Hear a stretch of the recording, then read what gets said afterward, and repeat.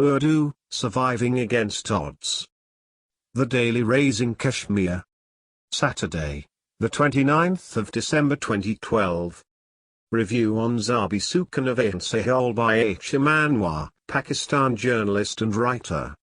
Poetry occupies a prime position among most of its readers despite being questioned. It is about the dichotomy of poets' psychological nature, as they chiefly employ thoughts, feelings and inner visions within their creative domains. The reason creates very strong repulsion from some of the social or scholarly critiques on the art form.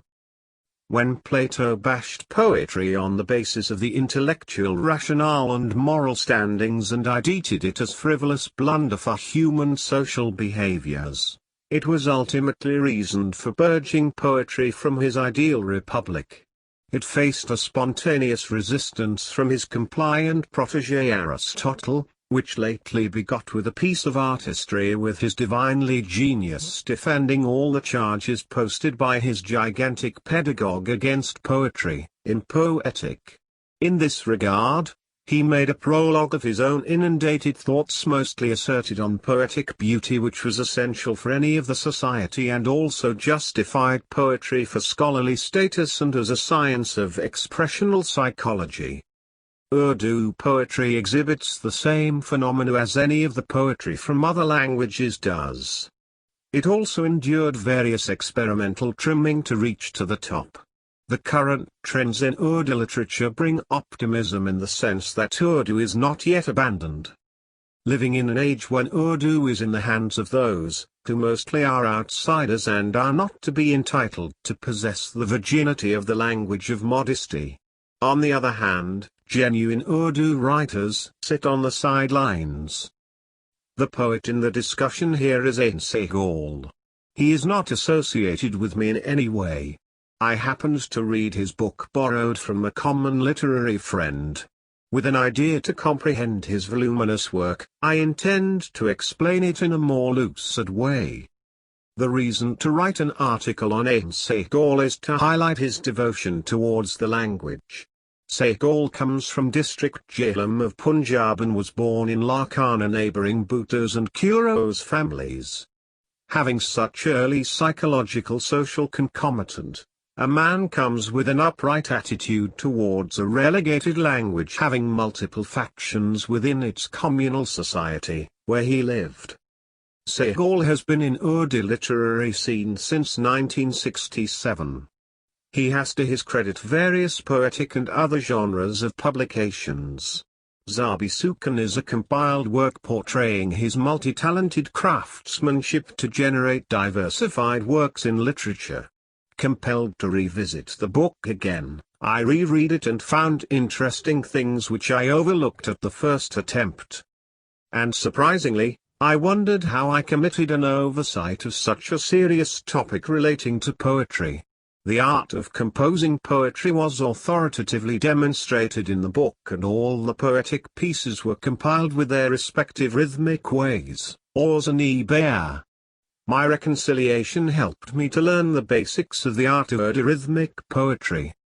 I am thankful to my friend Shahid Hamid for referring me to this artistic collection.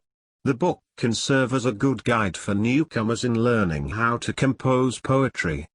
I have been through various books on poetic art including Ramooz-e-Shairi by Dr. Said Taqi Abidi, an Indian scholar, who is a doctor by profession. Mizan-e Sukan as Hamid Azimabadi, Shagird-e-Shah Azimabadi and well-known poet and literary figure in Azimabad, India, Armahani Uruz by Kundan Lal Kundan. All these books revolve around the same thought expounding the law of poetry.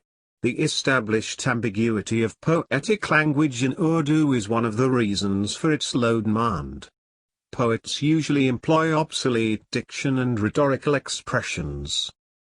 Ramooz-e-Shairi is a very useful book because it mostly presents descriptive and intrinsic details of the fundamentals of Urdu Zobaan. While Sehol comes in the scene discussing Uruz in a way not only of general literary taste but also gives common examples even for whimsical characters. Zahaf, a very complex law to functionalize rules accompanying utmost feasibilities, is exhibited to devour unmeretricious and uncontrived arguments and invigorate such a soaking subject in a pattern to be accessible to the newcomers and those who are indebted to learn the quality of language. Besides this compilation, he has just managed to publish his new book, Rye Danish, a collection of various thoughts, mostly on human psychological behavior. Segall is a very unusual character in our society. He seems to be a man of simplicity and trustworthy. From experience, I know that poets are usually impulsive, which makes them aware of the sufferings of others. I can describe Segall's personality and behavioral psyche. He is an amiable persona. One cannot feel any distance to him and may enjoy an acquaintance of the lasting friendship. A splendid poetry collection. Daily Times, Pakistan. March 25, 2013. Review on Zabi Sukan of Ain Segall by Dr. Amjad Parvez. Urdu Tahrik, Holland, pages 1007, Rs 1200. Taqwa-e-Nilai Segall is the author of the collection of poetry titled Zabi Sukan, the book under review. It is a poetry collection written over a span of 42 years by him. It comprises fresh poetry as well as that, which was already published. The poetry of the book under review was widely appreciated in India, Pakistan, and all over the Urdu world circles. Many crooners in Pakistan have rendered in Segall's poetry also. He is a poet, writer, journalist and activist at the same time. His first publishing was in the shape of a novel Ghasibu Adgam in 1968, followed by a poetry book titled Kalami Segall. Both met with a mixed response. The latter criticized more for its biharoarus, meters, rather than for its contents. That is why Ain probably is very particular in the regard and has taken pains to mention the meters below each and every piece of poetry included in his present book. It must have been a gigantic, painstaking effort despite the fact that he does not believe in these restrictions, page 14. Famous Indian poet Nita Fazli agrees with Ain Segall that the experiments in both traditional and untraditional knitting of thought processes have been widely accepted, and with the passage of time such changes have found a place in the mainstream literature. He compares Ghalib's thought in the couplet to Arko Kastagi Mein Jins Thikuch Dard Painiki/Vahums Bizada Kastati Sitam Nikkel. The ones whom I looked forward to encouragement were found to be victims of denigration more than I was, with that in ends to apni dukhan kikanabat/ye duk main bisahain. Do not talk of your pains as I have suffered more, page 32.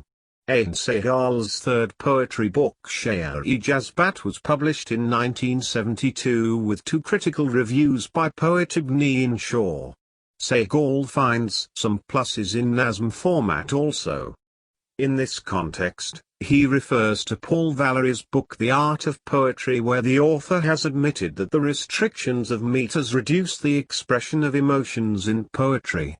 Segall's earlier poetry books are Parwaz-e-Takhayul, and Az-e-Takhayul, Saz-e-Takhayul, Naz-e-Takhayul, Afka-ki-Khushbu, and Chirae-e-Dard. Ain Segall dedicates a complete chapter on the 19 meters in vogue traditionally and those not. Then he discusses 24 meters of Rabai in a separate chapter. He goes beyond the traditional meters and gives the details of Payban Shairi, poetry controlled by meters, on the principles of Sabab, Watad, and Fasla. Each and every person has the ability to think, but many lack the ability to express it. The one who has the ability to express is either a poet, a writer, a painter, a dancer, or a like. Emotions have to accompany the means of expression. That is why Segall says Ye abad hi yazl hi /chimli rang e sukan gazl hi, It is both the beginning and the end if a ghazal has the beauty of colors of art in it. Page 144. The couplet identifies the ingredients of a ghazal. The first chapter of collection of poetry comprises Nashr Kalam, the second Mankabat, the third ghazals in the meter of Rubai, quatrain, followed by separate chapters on Ghazlain, Rubai meter, 33 ghazals, Ghazlain, Marawajorg Marawajors in Kne Tajrub, experiments in the traditional and non-traditional meters, 546 ghazals, Rubaiyat, Mahai, Payband and Nazar in Azms, restricted and prose poems.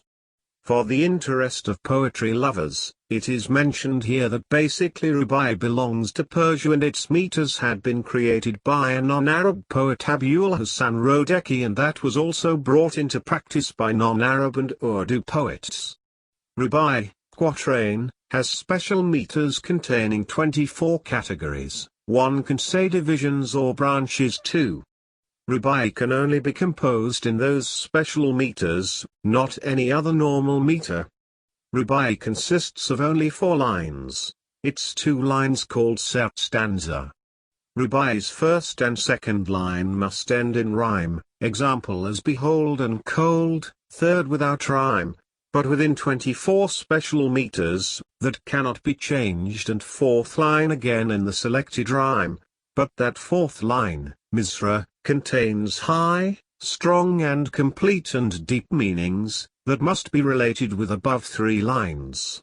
There should be addressed only one point or subject, not as like ghazals or other forms of poetry have.